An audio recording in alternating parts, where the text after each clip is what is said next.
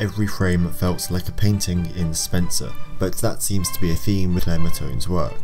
With the use of natural yet defined composition, sometimes muted but distinct colours and organic lighting, we are gifted with one of the most beautifully shot films of last year. In today's video, I look at the equipment Mathon used, how she achieved the memorable look, as well as her use of lighting.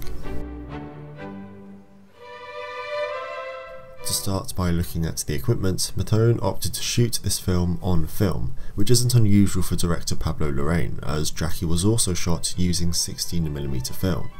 As for the cameras, she opted for the Arri LT, Arriflex 235 and the Arriflex 416 Plus, which she used for the majority of the film. The LT is one of Arri's lightweight film cameras, as is the 235, which was designed for handheld and used with a Steadicam as well as other rigs. The 416 Plus is yet again a lightweight camera, but not as old as the LT and 235, even though they aren't that old for film cameras.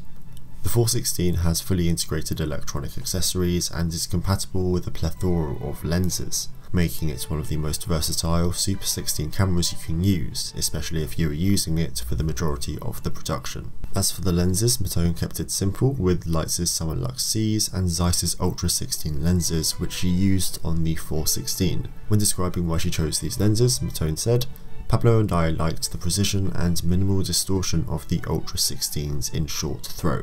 The 8mm and 9.5 were recurring short focal lengths in this film, as we were often very close to Kristen's face. I chose the Leitz Summer Lux for their softness and depth."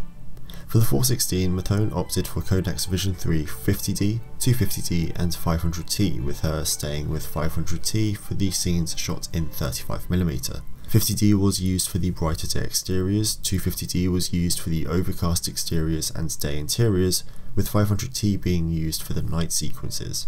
Now this is mainly because of how 16mm acts when used in low light, which is very noisy. So much goes into the look of any film, but some aspects are more major than others, and that's what I want to have a look at today. To start with the colour of the film, we're gifted with sometimes a very muted palette, but sometimes a very strong one, especially in the costumes. Now, a lot of the colours that Mathon wanted to achieve came through the use of Kodak's Vision 3 50D stock, as she really liked the soft rendition of the colours, for example the greens on the lawn and the reds of the costumes. In preparation for the film, Mathon talked with costume designer Jacqueline Duran and production designer Guy Hendrix Diaz to create the timelessness look and push towards using softness and colour that would have been present in Diana's world. Now, this is a film set in winter, yet it's incredibly warm. When we aren't outside, that is. And this was mainly done through the use of warm lights placed throughout the scenes, a burning fire or a couple of warm lights kept on. It just felt like it adds this sense of trust, and I would say safety, but for Diana it clearly isn't, for the majority of the film anyway. We shot in 1.66:1 aspect ratio so as to be the most faithful to the Super 16mm film format, to keep all of its dimension and its definition. The 1.66:1 also helped with the close proximity we were looking for in this portrait of Diana. 1.66:1 allows for this really pleasant use of composition, which in this film consists of a lot of centre framing. Now, we can interpret this in many ways, and I'd suggest that for Spencer, it's used to create impact. We are shining a light on Diana throughout this film, and she is the centre of the film, so why would we sideline her? I would also suggest that it's used to show immersion in a new environment, whether it's in the house or out in the frost. Throughout, one thing really stood out to me though, and it was the fact that we were often below the characters, even if it's subtle. However, the one character that we do see at eye level is Diana. Now, we can obviously interpret this in a number of ways, one being that apart from the staff, she is the most publicly normal person in the house, as if she hadn't married into this family, she would just be another socialite. We can't ignore the fact that this film is pretty much exclusively shot on wide lenses, which, like the other techniques in this film, adds another layer of uniqueness to other historical dramas. During my first discussions with Pablo, we talked a lot about the manner in which we were going to shoot and frame Kristen playing Diana, from what distance, at what height, and also how the camera would move. Pablo wanted to be very, very close to her to create intimacy, and also to find a singular energy with a certain nervousness in the camera work. Even when watching the trailer, the camera seems to always be in motion, whether it's through the subtle use of handheld or a long take on a dolly. Now we can interpret this in many ways, one being the fact that we are watching this film through Diana's perspective and this is a chaotic time for her, therefore the camera movements are chaotic, or at least for this setting. In other shows surrounding the royal family, we are constantly stable, and whether that's through the use of a dolly or even a crane doesn't matter. The fact that we are secure behind the camera shows that the characters on screen are more organised and gathered, and they don't break away from that for Diana. Well, maybe a bit more movement.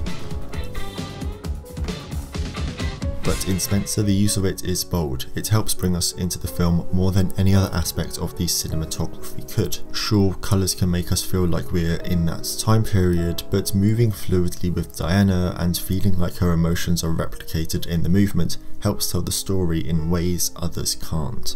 If you've also seen Jackie, then you'll note that the movement is a major aspect of the cinematography, so it seems as though Pablo Larraín brings this into all of his films. We used Steadicam, the dolly and shot on the shoulder extensively to create different rhythms, tension and a special intimacy with Diana. For me, the big, exciting and ultimately rewarding challenge, for which I thank Pablo, was using such short focal lengths. I got immense pleasure out of framing, breathing and being at one with Kristen and her character. I wouldn't usually include locations when talking about the look of a film, but it seems so incredibly important in a film unlike Spencer, or any historical drama for that matter. Now, this was a predominantly location-based shoot, with the only exception being Diana's bathroom. Usually locations are important, but this is a film that simply wouldn't have been the same with a lesser one. They needed grand rooms, large windows, long hallways, and without them, the rest of the organic look would not have been as easy or even possible. Who goes there? Hands on your head! Sorry. It's me. The best way to describe Spencer's lighting is organic. It feels natural, but it's elevated. The lights shining through the windows are strong, but with a strong sense of direction and meaning. Now, looking at how Mathon actually lit these scenes, a lot of it was done through bouncing light into the rooms, as they were shooting in shorter focal lengths and moving around the actors, there was little room for light inside other than practicals. Spencer is a winter movie, but it's also a hot movie. Now, one of the main reasons for this is the fact that Mathon used a plethora of practicals throughout Spencer, from a burning fire to the lamps that create a soft and warm glow. It creates this really nice contrast and almost juxtaposition to the outside, or more notably, her old house. Which granted she does visit at night, so it's a bit cooler anyway, but the point still stands. What's interesting about the lighting in Spencer though is the fact that a lot of the windows are overexposed, which, to put it simply, I'm usually not a fan of. However, it looks absolutely incredible in this. Now, it isn't done in every scene and is used in restraint, but that only adds to the effectiveness of it. Our eyes are led to what it's shining on, which is mainly Diana. Additionally, with film, I always find extreme highlights are alive, and I love the great richness of skin tones in warm lighting situations, such as the 2 high-speed sequences we shot featuring candles. So overall, Mathon focused a lot on the movement and composition to create a special intimacy with Diana, then complementing it with a memorable colour palette and lighting it in a fresh way for this genre. In doing all of this, she created an inviting yet distant atmosphere, and one that will be remembered for years to come. Anyway, I hope you enjoyed this video. You know what to do if you did. If you have a recommendation for an analysis, leave it down below. Thank you so much for watching, and maybe I'll see you next time. Bye.